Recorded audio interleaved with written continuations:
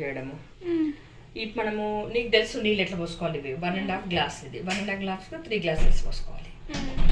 తర్వాత ఇందులో ఫ్రెష్ అల్లం ఎల్లిగడ్డ, 2-3 ఇలాచీలు, 2 లవంగాలు, సాజీరా, కొంచెం దాల్చిన చెక్క వేసేసి దంచి పక్కన పెట్టేసుకోవాలి.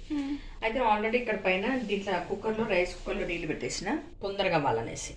ఇక్కడ నీళ్ళు బాయిల్ అవుతూ ఉంటే చెప్తాను నేను చేయాలనేసి. ఇందులో కొంతమంది జీలకర్ర ఆవాలు వేసుకుంటారు, కొంతమంది వేసుకోరు. నేను మాత్రం వేస్తాను. మన ఇంట్లో బగారన్నం చేసినప్పుడు, సింపుల్ బగారన్నం చేసినప్పుడు ఆవాలు జీలకర్ర కంపల్సరీ వేస్తాం. వేసిన తర్వాత ఏం చేస్తుంది సార్, ఇది దంచి పెట్టుకుంటాం కదా, లవంగాలు, ఇలాచీలు, ఫ్రెష్ అల్లం ఎల్లిగడ్డ, సాజీరా, పట్ట, అదేం చేయాలి ఇందులో వేసేయాలి. సింపుల్ బగారన్నం, సింపుల్ బగారన్నం. మనం చేపల కూర, ఎగ్ కర్రీ, ఇది ఇట్లా బగారా, ఇది ఏమంటాము మసాలా, మిర్చి మసాలా, చికెన్, మటన్ వండుకున్నప్పుడు ఈజీ. మంచిగా ఎర్రగా కావాలి. ఎర్రగా అయిన తర్వాత ఇది వేసేసాలి.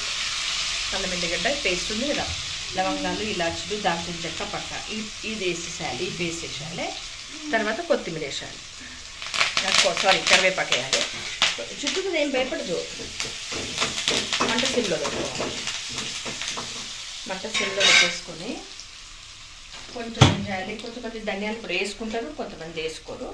నేనైతే వేస్తాను బిడ్డ, చెయ్యనుకో అట్లా. ఇగో ఇంత ధనియాలు కూడా వేసేసేయాలి. అంతేం లేదు, చాలా ఈజీ. కొంచెం తీసేసుకొని కలిపేసేయాలి. కొంచెం మంచిగా ఎర్రగా ఎత్తుకి ఎర్రగా కావాలి. కొంచెం అయింది కదా, కలర్ చేంజ్ అయింది కదా, అప్పుడు తీసి ఏం చేయాలంటే రైస్ కుక్కర్ బంద్ చేసుకోవాలి. చూడు అక్కడ చూపినా, ఇదిగో రైస్ కుక్కర్ కట్క బంద్ చేసుకోవాలి. కొంచెం అన్నం వేసేసాలి. దానికి ఇప్పుడు అది మసాలా ఉంటుంది కదా, కొంచెం నీళ్ళు మసాలా తొట్టేద్దామా, ఇప్పుడు వేసేద్దామా. ఇప్పుడు కూడా వేయచ్చు, నీళ్ళు మసాలా తప్ప వేయాలి మంచిగా. కానీ మనం వేసేద్దాం ఇప్పుడే. ఫస్ట్ బియ్యం నానబెట్టినవా? జస్ట్ కొంచెంసేపు నానబెట్టుకోవాలి. అట్లా ఏం లేదు, నానబెట్టినా సరే నానబెట్టపోయినా సరే అందులో ఏం చేసేసాలి, నీళ్ళు వేసేసాలి. సింపుల్ అనమాట ఇది బగారన్నం.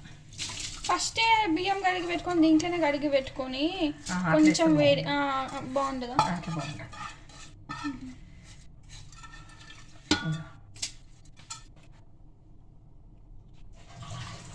వేసేస్తాం కదా.